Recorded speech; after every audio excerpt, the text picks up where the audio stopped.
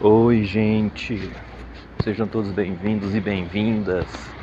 Aqui estou eu gravando o episódio 34, que na verdade é o 35.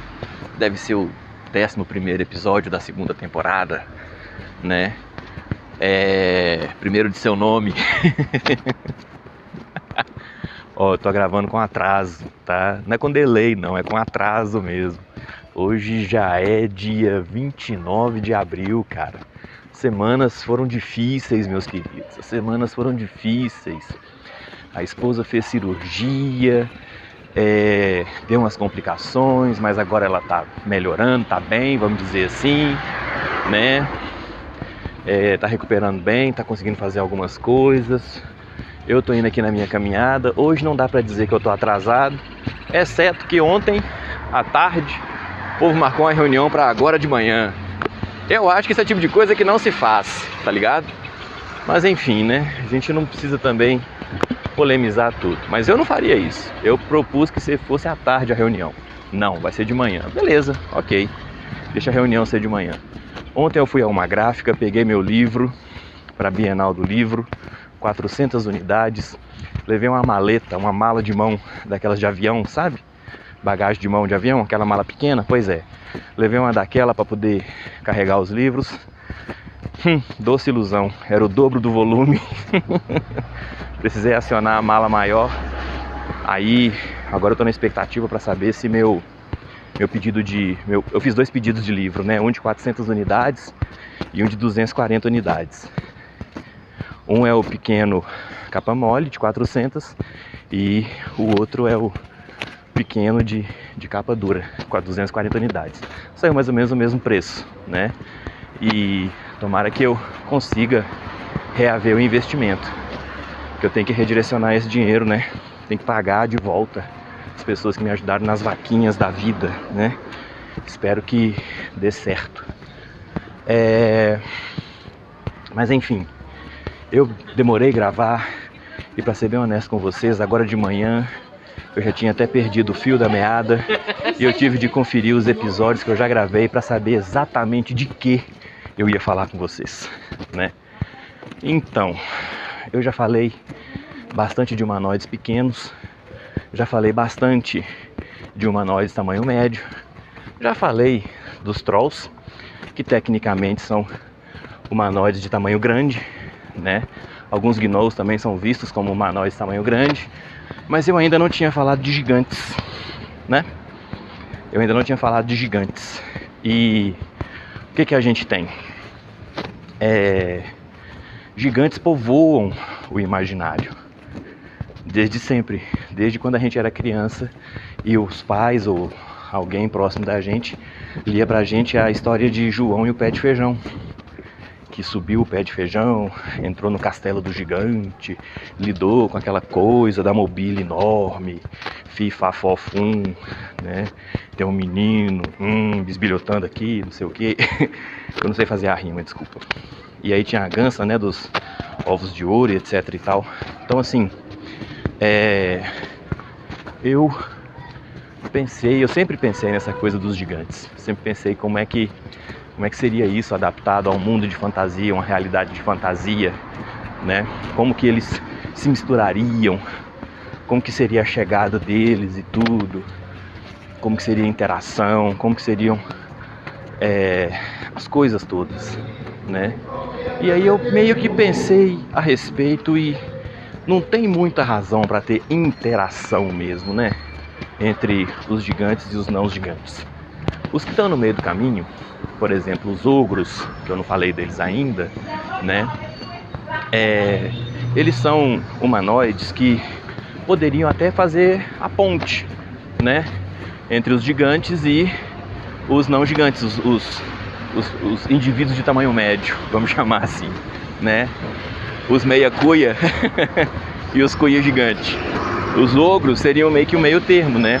Seriam grandes para os tamanho médio, para os humanoides típicos, e seriam considerados pequenos para os gigantes. Então talvez eles fossem os indivíduos que fariam esse meio termo.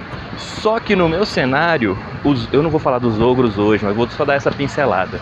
Os ogros, eles não têm, vamos dizer, uma organização própria. Eles vivem num outro contexto. Eles não têm uma diretriz, vamos dizer assim. Eles não têm um lugar assim tacitamente estabelecido no mundo, né? Isso existem razões, é claro, né? E eu não vou entrar nelas agora porque hoje não é dia de falar dos ogros. Hoje é dia de falar dos gigantes. Pois é. Como eu não vi muito a razão de ser, de haver essa interação entre os humanoides tamanho padrão e os humanoides tamanho gigante, eu fiz uma separação, basicamente. Eu criei uma seção do cenário que é basicamente um lugar que é convenientemente protegido por obstáculos de relevo, cordilheiras de montanhas, como diria antigamente, inexpugnáveis, né? Que não tem passagens conhecidas para o mundo externo, de maneira que esses povos gigantescos, vivem numa espécie de vale encantado, né? E esse vale, vamos dizer assim, chamado encantado, ele é, nesse sentido, encantado, porque não são gigantes em um mundo de tamanho médio. São gigantes em um mundo onde tudo é gigante, né? Como a gente dizia antigamente, de Itu, né? As coisas de Itu, que tudo é feito no tamanho grande. Itu é uma cidade interior de São Paulo. E lá tem umas esculturas, tipo de um milho, de 2 metros de altura. Então é um milho de Itu, é um milhão, né? Seria uma espiga de milho. E uma espiga de milho, sei lá, 20 centímetros, 30 centímetros. Pois é, lá em Itu o milho tem 2 metros de altura, sabe? Então esse lugar tem todas essas coisas em tamanho muito maior, agigantado. Então não são só os povos que são gigantes, são as criaturas desse mundo, né? E aí a gente tem sempre essa visão do Jurassic Park, né? Pois é, não existe realmente no Vale dos Gigantes, vamos chamar assim, que no cenário tem o nome de Oberon, a Terra dos Gigantes. Não existem essas criaturas, vamos dizer, pré-históricas, tá? Não tem Tiranossauro Rex, não tem Brontossauro, não tem Triceratops, Velociraptor, Alossauro, né? Stegossauro, não tem esse pessoal. E não tem também muitas aves, né? Nesses territórios. E a razão disso é simples, né, gente? Se eu colocar umas aves, como que eu vou explicar que elas não saem pelo litoral, não migram e não vão para o restante do mundo, né? Pois é. Então, assim, as aves que tem, elas são de tamanho normal. A exceção, a regra da Terra de Gigantes são essas criaturazinhas aladas que conseguem migrar para lá e para cá e que são de tamanho corriqueiro, normal, típico, né? E aí a gente tem um outro conjunto de criaturas que merecerá também seu próprio episódio, que provavelmente será o último dessa série, que são os dragões, né? Os dragões são as únicas criaturas gigantescas que de fato têm acesso livre e desimpedido a todos esses ambientes, ao ambiente dos gigantes e ao ambiente dos não gigantes, vamos chamar assim, né? De maneira que eles conseguem construir relações com esses povos, né? E como que é o mundo dos gigantes? Como que é o vale onde eles vivem? Pois é, eu pensei isso de algumas maneiras, eu não sabia de fato como fazer. Eu não sabia, por exemplo, se eu ia fazer uma parada do tipo: existiu a época dos gigantes, né? Existiu a época dos gigantes, existia gigante pra tudo quanto é lado. Aí teve um cataclismo, matou todo mundo, menos esses que estão nesse vale ultra protegido, né? Seria mais ou menos a extinção dos dinossauros no mundo real, né? Combinada com Em Busca do Vale Encantado, aquele filmezinho que eu recomendo pra todo mundo, que é um filme foda. Não é só de criança aquele filme não, viu? Aquele filme tem umas lições a respeito da vida que tem muito adulto aí que não teve e deveria aprender, deveria ter. Em Busca do Vale Encantado deve ter uns 5 ou 6 filmes na série. É uma animação, na verdade, é um desenho. Eu recomendo a todos e todas. Então eu pensei assim, como que serão então esses gigantes? Como que seria o aspecto de mitologia? Eu pensei, isso aí seria uma coisa meio paia. Eu não gostei dessa solução, né? E eu pensei também como que a gente, no nosso mundo real aqui, tem a mitologia da época dos titãs, né? Que seriam esses indivíduos superpoderosos que inclusive derrubaram os deuses e viraram os deuses no lugar dos deuses, né? A história de Zeus é basicamente essa. Zeus e Cronos não. Zeus e outras divindades eram filhos dos titãs e os titãs devoravam os próprios filhos. Isso é um resumo do resumo, viu, gente? E aí Zeus e alguns outros aliados fizeram a rebelião, subjugaram os titãs e aí eles passaram a ser os deuses, passaram a ser as divindades. E aí ou eles destruíram esses titãs ou eles prenderam esses titãs em algumas tarefas ou algumas funções específicas, vamos dizer assim. Tiraram deles a posição de estar no topo da cadeia alimentar. Eu pensei isso, e essa origem mitológica, ela é bem interessante.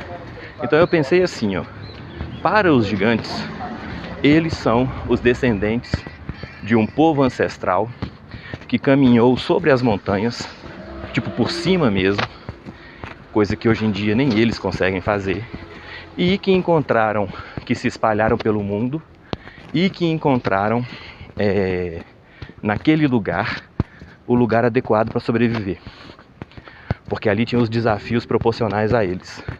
Então, vamos dizer, entre aspas, eles sabem que o resto do mundo, ou boa parte do mundo conhecido, vamos dizer assim, lembrei de uma história aqui agora com o mundo conhecido, não tem a proporção de tamanho que eles têm. Então nisso eles não considerariam que esses outros lugares são dignos de serem visitados e tudo mais. Então, nesse sentido, na mitologia dos gigantes, na crença deles, né, eles são os descendentes de um povo ultrapoderoso que sobrevoou, caminhou, saltou, de alguma maneira ultrapassou os desafios impostos pelas cordilheiras que cercam o vale. E aí, quando eles encontraram o vale, eles o consideraram tão precioso que eles decidiram que aquelas cordilheiras deveriam ser ainda mais aprimoradas, de maneira a não permitir sequer que eles saíssem.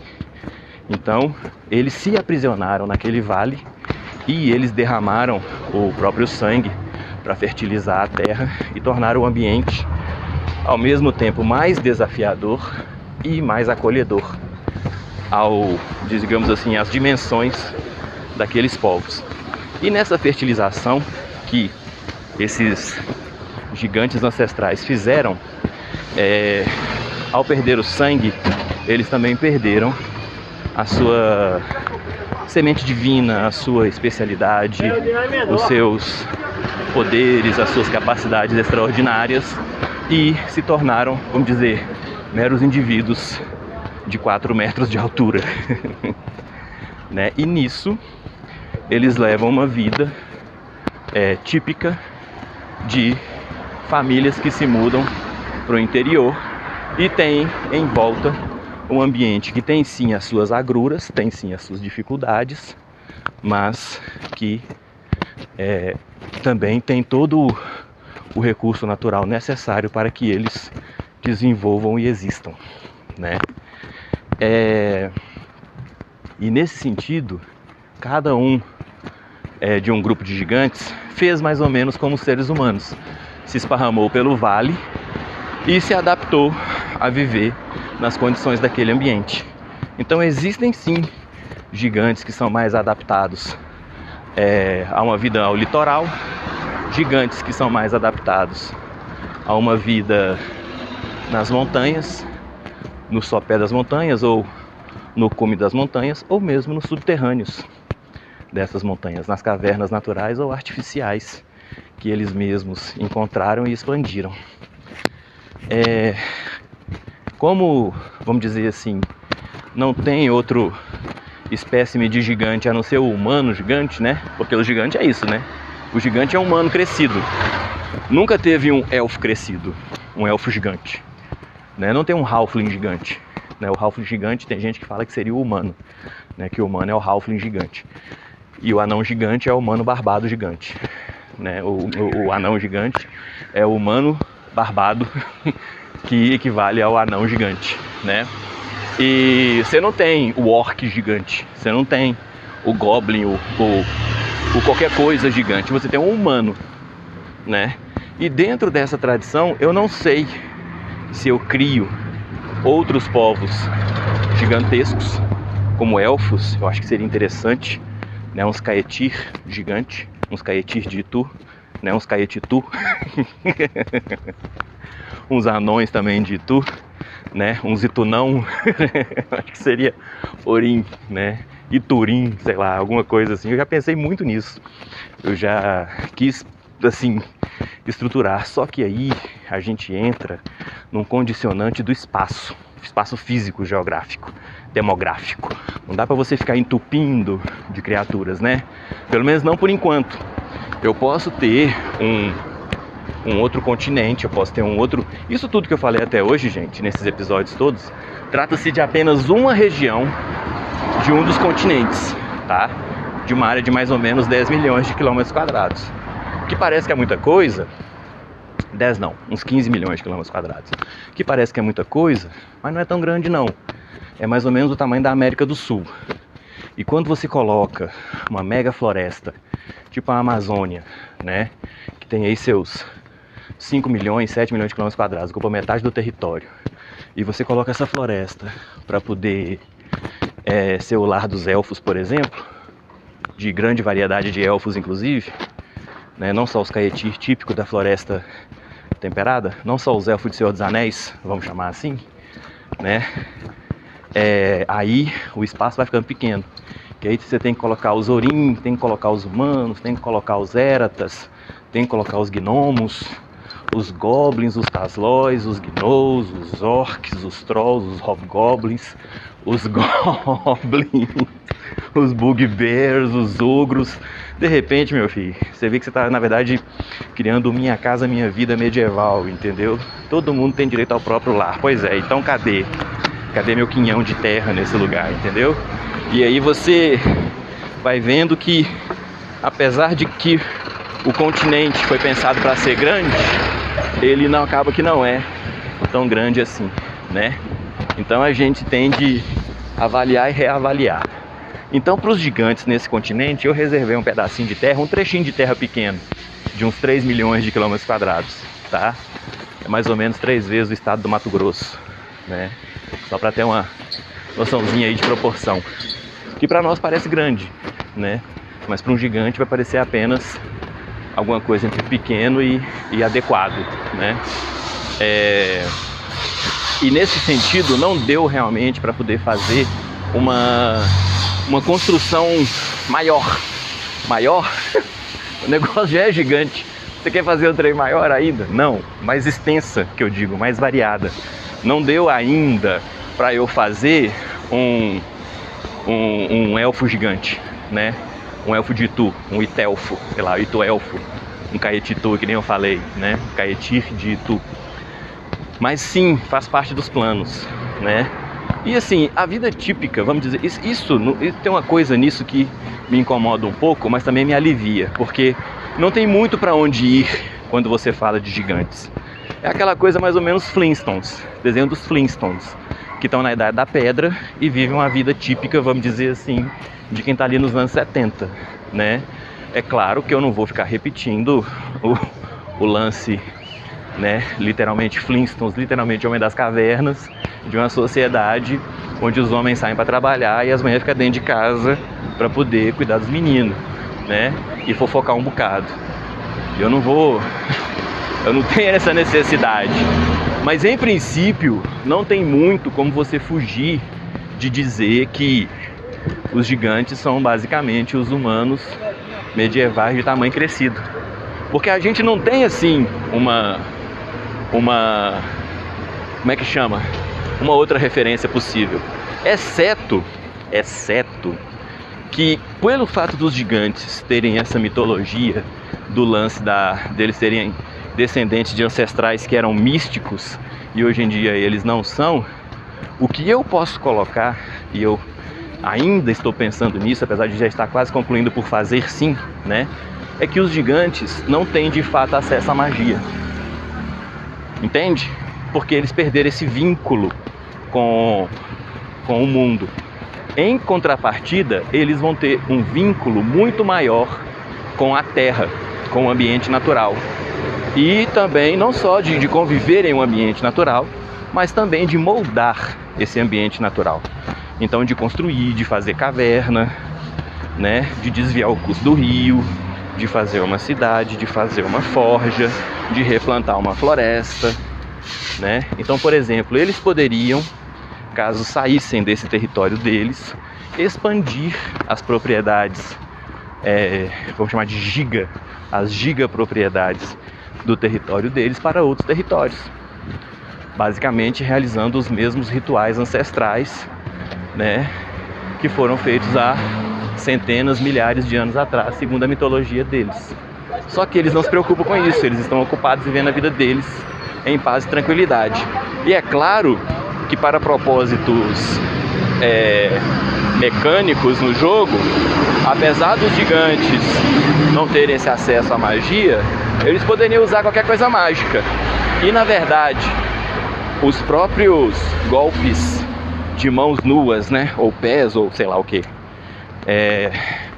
os golpes marciais de um gigante, para muitos propósitos, seria equivalente, sim, né? Não é nem dano, é esmagamento, né? Destruição automática. Então, se a gente tiver uma criatura, eu tô falando em termos de jogo porque sim, eu espero que alguns grupos queiram jogar de gigantes e fazer campanhas de infiltração em masmorras colossais, né? Que para eles serão apenas corredores estreitos. Mudanças de perspectiva, cara. Mudanças de perspectiva. Se você ficar enxergando o mundo sempre do mesmo tamanho, a sua realidade sempre será do mesmo tamanho. Se você não se permitir viajar um pouco nessas coisas, você nunca vai sair do lugar que está aí tão predeterminado para você se encaixar e se submeter. Entendeu? Então, minha cabeça, ela dá essas tergiversadas mesmo, não adianta. Então, por exemplo, para um grupo de aventureiros típicos que está se metendo com aventuras, seria necessário encontrar equipamentos mágicos, encontrar itens e não sei mais o que, e etc e tal. Para um grupo de gigantes, não. Eles resolveriam tudo literalmente no tapa, entendeu? Eles carregariam seus pesos sobre os ombros. E um encontro com o dragão virou um combate, eles vão matar o dragão no soco, e no pontapé, e no chute, né? E eles serão queimados pelo soco do dragão e serão afetados por suas magias, etc e tal. Mas eles são tipo um tiranossauro humanoide, entendeu? Eles têm condição de lidar com aquilo, de aguentar as intempéries do mundo. Eles têm esse vínculo natural com o mundo. Eles existem enquanto também obstáculos desse mundo, né? Então a participação deles seria muito mais nesse sentido.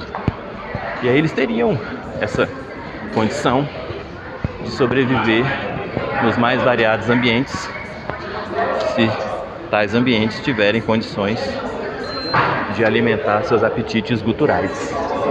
Porque um gigante, pensa bem o tamanho, né? Não é trivial. Mas eu acho que ficou bacana, ficou diferente. Eu acho que ficou joia, né? A gente pode ter esses gigantes caçando ursos grandes também, com cães de tamanho gigantesco, felinos também. Pássaros não, porque senão o pássaro migra para outro lugar e dá dor de cabeça, né? E eles teriam sim sua ancestralidade típica, seu convívio típico, seu lugar harmonioso, né? E pacífico. Até porque, convenhamos, quem é que vai parar o dia para caçar confusão com o gigante? Eu acho que ninguém em sã consciência, né?